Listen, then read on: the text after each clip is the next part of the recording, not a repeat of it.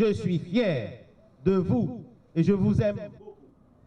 Ainsi, je vous demande d'accorder une collaboration sincère et active au nouveau directeur général de l'ULCC, que vous connaissez bien, pour avoir été mon directeur de cabinet durant mon passage ici. Je suis convaincu qu'il saura mener notre ULCC à bon port. À tous les employés, du petit personnel jusqu'au haut cadre, merci infiniment. Je pars, mais je resterai toujours disponible pour vous, pour votre DG et pour le bien-être de l'institution. Je vous remercie. Je procède aujourd'hui à l'installation de M. Anne Ludwig Joseph comme nouveau directeur général à la tête de l'unité de lutte contre la corruption. Monsieur le directeur général sortant de l'ULCC, la conjoncture et le devoir vous ont appelé à occuper l'un des postes les plus importants du pays, en l'occurrence ministre de la Justice et de la Sécurité publique. À ce titre, vous avez la charge de conduire des missions régaliennes de l'État. En effet, la justice recouvre en partie les missions dévolues à l'ULCC. Monsieur le directeur général de l'ULCC, je sais que l'institution ne vous est pas étrangère pour avoir officié comme directeur de cabinet du directeur général sortant. Aussi, dois-je vous enjoindre de cheminer sur les traces de M. Rockefeller Vincent dans sa volonté de placer cette institution en dehors des velléités partisanes et des tensions inutiles. Un organe de contrôle et, a fortiori, l'unité de lutte contre la corruption, dont la mission est hautement sensible, doit travailler dans la plus grande sérénité et avec une précision d'horloger. Je veux mettre à profit les forces et les compétences de nos cadres.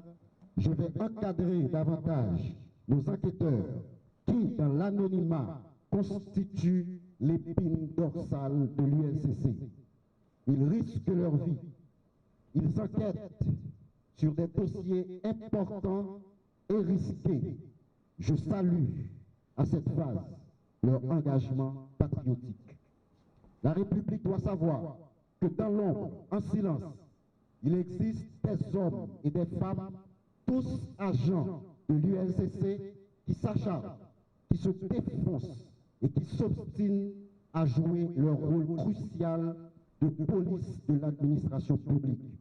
Sur ce point, comme dans bien d'autres, je m'inscris dans la continuité du travail fort encourageant de mon prédécesseur, dont j'ai l'insigne honneur de succéder, le ministre Vincent.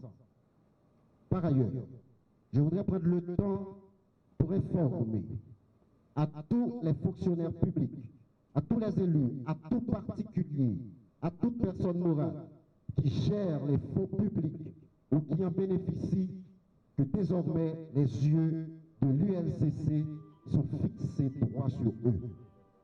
Leur patrimoine et son évolution nous intéresseront au plus haut point. Ce gouvernement a cette tête envers la jeunesse et envers les générations futures. Pourquoi j'annonce la poursuite de ce projet porté par mon prédécesseur, la création d'une brigade de surveillance des patrimoines. Chaque contrat, chaque marché, le moindre sou, le minuscule centime appartenant à l'État et trouvé indûment aux mains de qui que ce soit sera recherché avec la force et la liberté d'action accordée à ULCC et encadrée par le décret du 8 septembre 2004. Je veux être celui qui prononcera la dissolution des liens inextricables entre la corruption et l'administration publique haïtienne.